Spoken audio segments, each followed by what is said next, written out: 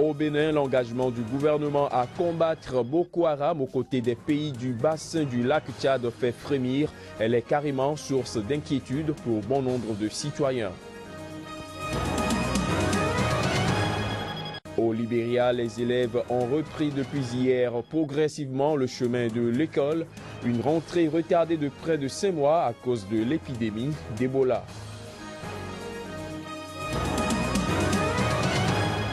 La France a signé hier avec l'Égypte le premier contrat d'exportation de son avion de combat Rafale. Au total, 24 exemplaires de ce fleuron de l'industrie aéronautique française seront cédés. À l'instant, les principaux titres à développer dans cette édition. Mesdames, Messieurs, bienvenue à tous. Au Bénin, l'engagement du pays à combattre Boko Haram aux côtés des pays de la Commission du bassin du lac Tchad est diversement appréciée. Dans le nord du pays, cette décision fait frémir. Elle est carrément source d'inquiétude pour bon nombre de citoyens. Joël Yetondi et Juste Donissou pour le constat.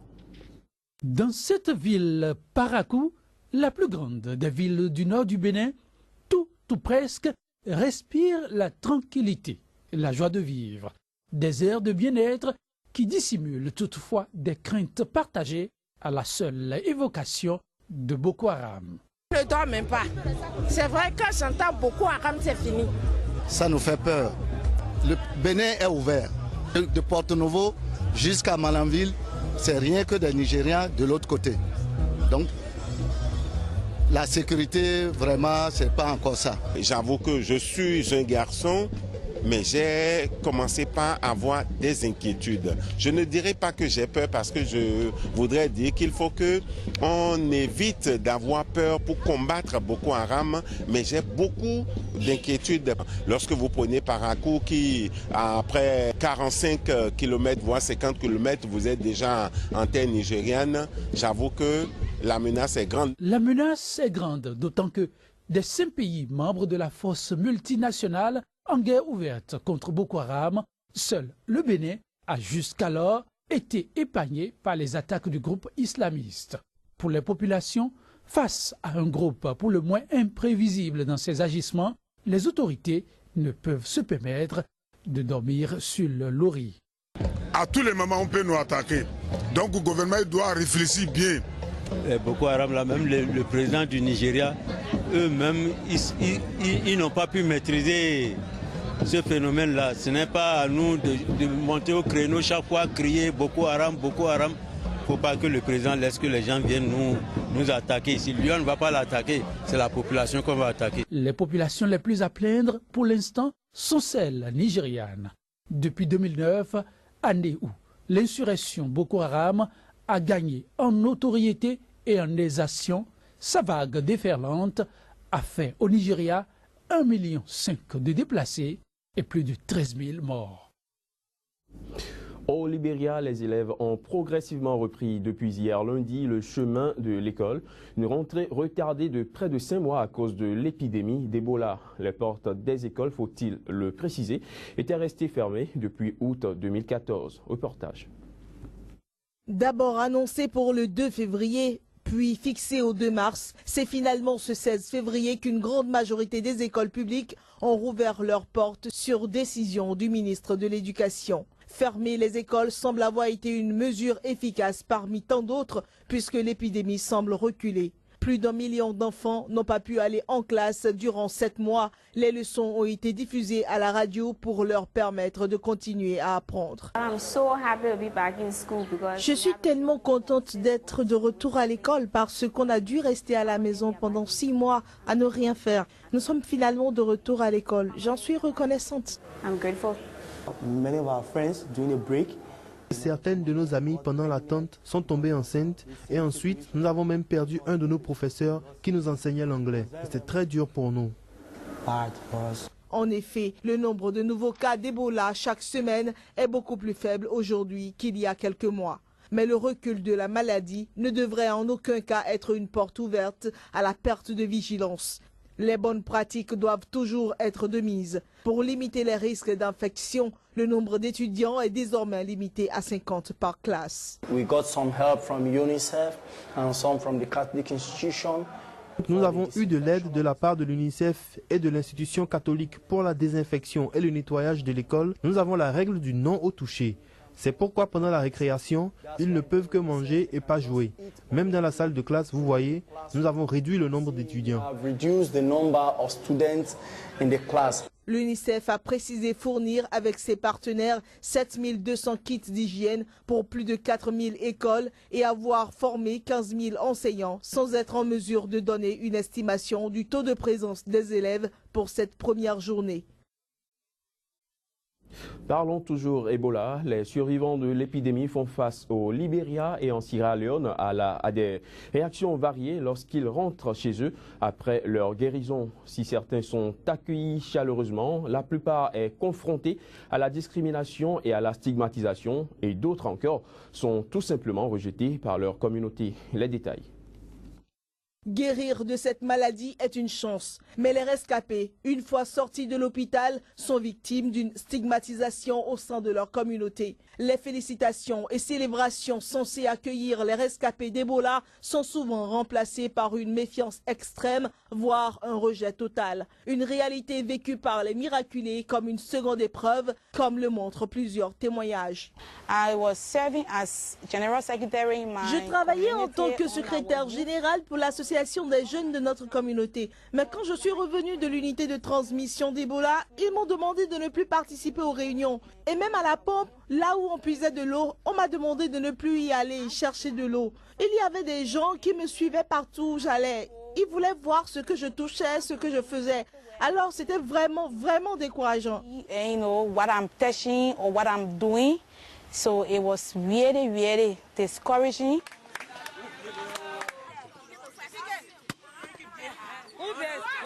À Monrovia, un groupe offre un abri et une aide psychologique aux rescapés du virus, dont certains souffrent toujours de problèmes de santé. Nous pensons que le processus de réhabilitation n'a pas été fait de la meilleure façon possible. Nous nous sommes beaucoup concentrés sur la rupture de la transmission dans les unités de traitement d'Ebola. Alors, nous recommençons à leur rappeler et à refaçonner leurs esprits pour qu'ils puissent retourner dans la communauté et être assistés par nos bénévoles. Ainsi, ils pourront se réconcilier avec ceux qui les ont rejetés et alors ce processus consistera à aider ces jeunes à se sentir aimés et à reprendre espoir. Et ça a été un moment fabuleux pour eux.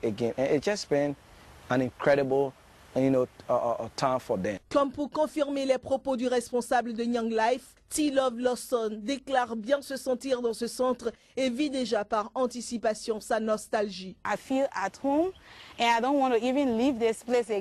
me sens à l'aise et je ne veux même pas quitter cet endroit à nouveau, étant donné l'amour dont fait preuve l'équipe ici. On ne peut même pas savoir qu'on est des survivants d'Ebola. Ils mangent avec nous, ils nous prennent dans leurs bras, nous faisons des choses ensemble. Alors c'est fabuleux ici. J'ai envie de rester ici, mais c'est un camp. Il va falloir que je parte. Les 3 pays les plus touchés par le virus Ebola se sont engagés à éradiquer le virus d'ici le 15 avril lors d'un sommet dimanche à Conakry. Ils ont demandé à la communauté internationale de fournir l'appui nécessaire pour réaliser cet objectif. En bref, à présent, la France a signé hier lundi au Caire le premier contrat d'exportation de son avion de combat Rafale avec l'Égypte qui achète 24 exemplaires de ce fleuron de l'industrie aéronautique français. Le contrat a été signé au palais présidentiel en présence du chef de l'État égyptien Abdel Fattah al-Sisi et du ministre français de la Défense Jean-Yves Le Drian. 2 autres contrats ont été signés par l'Égypte pour l'achat d'une frégate multimission ainsi que des missiles. Selon le ministre français de la Défense Jean-Yves Le Drian, les 2 pays mènent le même combat contre le terrorisme. Restons en Égypte où l'armée a diffusé hier une vidéo montrant ses avions de chasse en train de frapper des positions de l'organisation État islamique en Libye.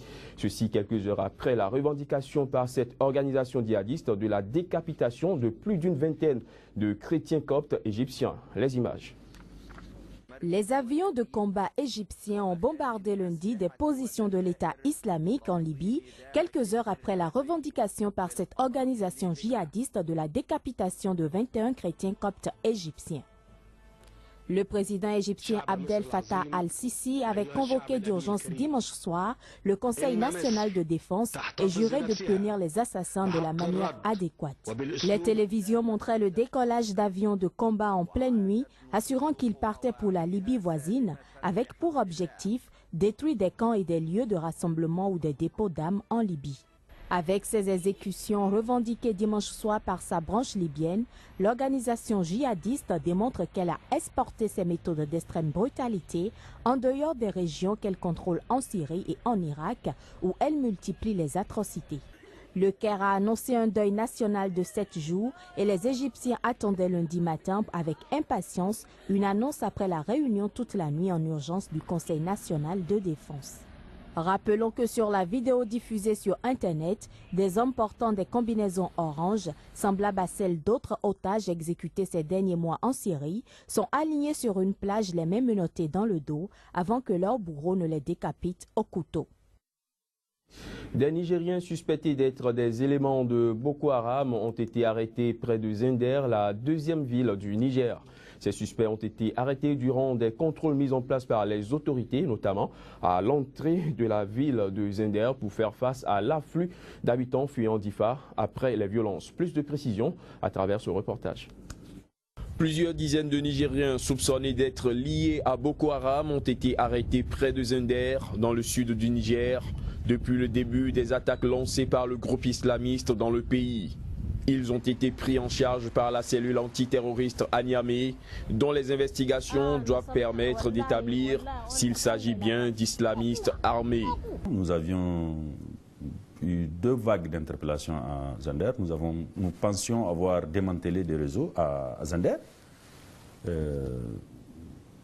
C'est des interceptions de communication, c'est des paniques provoquées par nos patrouilles qui nous ont permis de faire des vérifications et de saisir, ou en tout cas d'interpeller des gens qui sont des membres actifs de Boko Haram, ou quelquefois ce sont des cellules dormantes à Zender même.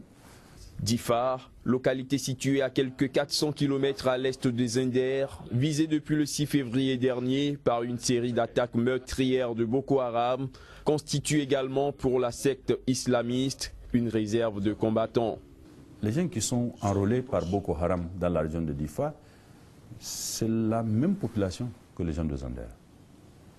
Et vous savez, l'intervention ou les opérations à Difa nous ont permis de comprendre jusqu'où le mal Boko Haram a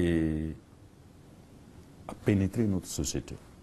Ce sont des expéditions faciles que des jeunes gens menaient à l'intérieur du Nigeria, et ils profitaient de manière impunie des ristournes ou en tout cas des dividendes qu'ils gagnent dans ces razzias ou dans ces descentes-là. Ça a enrôlé beaucoup de nos jeunes gens. Le président nigérien Mahamadou Issoufou, la semaine dernière, a appelé les jeunes, notamment de la région de Difa, à ne pas céder à la tentation de Boko Haram. Il a exhorté ceux qui s'y sont déjà engagés à rebrousser chemin. Ce sera tout pour cette édition, mesdames, messieurs. Merci de nous avoir suivis. L'actualité se poursuit sur SICA.